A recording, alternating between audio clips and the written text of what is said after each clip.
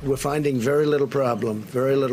Now, you treat this like a flu. This is the most aggressive and comprehensive effort to confront a foreign virus in modern history. It's going to disappear. One day, it's like a miracle. It will disappear. We will be suspending all travel from Europe to the United States for the next 30 days. We have thousands or hundreds of thousands of people that get better just by sitting around and even going to work. Some of them go to work. If you are sick or not feeling well, stay home. The Democrats are politicizing the coronavirus. This is their new hoax. We must put politics aside, stop the partisanship, and unify together as one nation.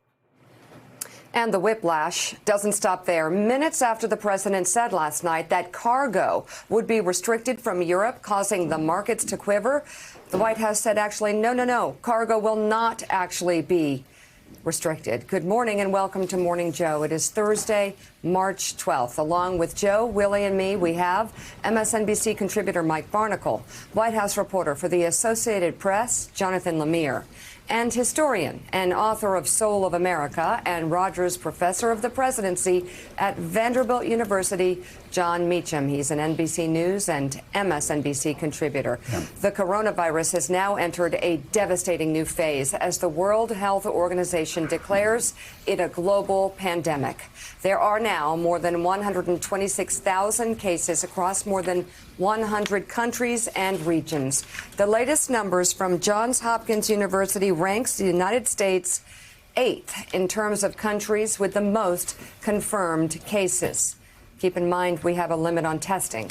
We learned this morning from officials in Florida that a passenger with coronavirus arrived at Palm Beach International Airport from New York's JFK Airport last night. Two sources tell NBC News that in a closed-door briefing, the attending physician of Congress told Senate staffers yesterday that he expects 70 million to 150 million people in the U.S. will contract the virus. On Wall Street, the Dow plunged 1,400 points into a bear market. More on that in just a moment.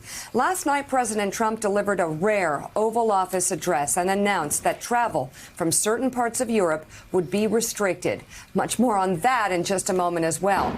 The virus is now taking a greater toll on American social and cultural life. The governors of California and Oregon issued new guidelines last night to cancel all gatherings of 250 people or more. The same for Washington state in certain counties.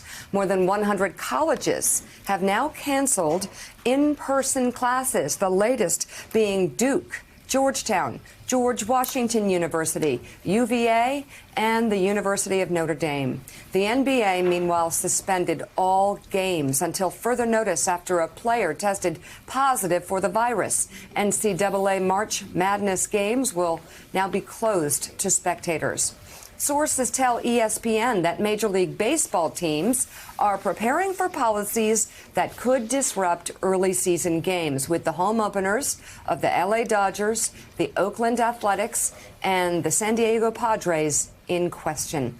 There was also this rare statement from MLB, the NBA, Major League Soccer, and the National Hockey League that locker rooms and clubhouses will be closed to the press and non-essential staff.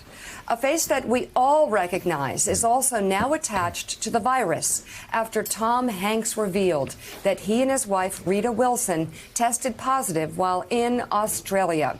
There's also the first known case on Capitol Hill after a staffer at Senator Maria Cantwell's D.C. office also tested positive for the virus. Her staff on the Hill and back home in Washington state will now work from home. Twitter, which has dozens of offices around the world, also announced that its employees will work from home.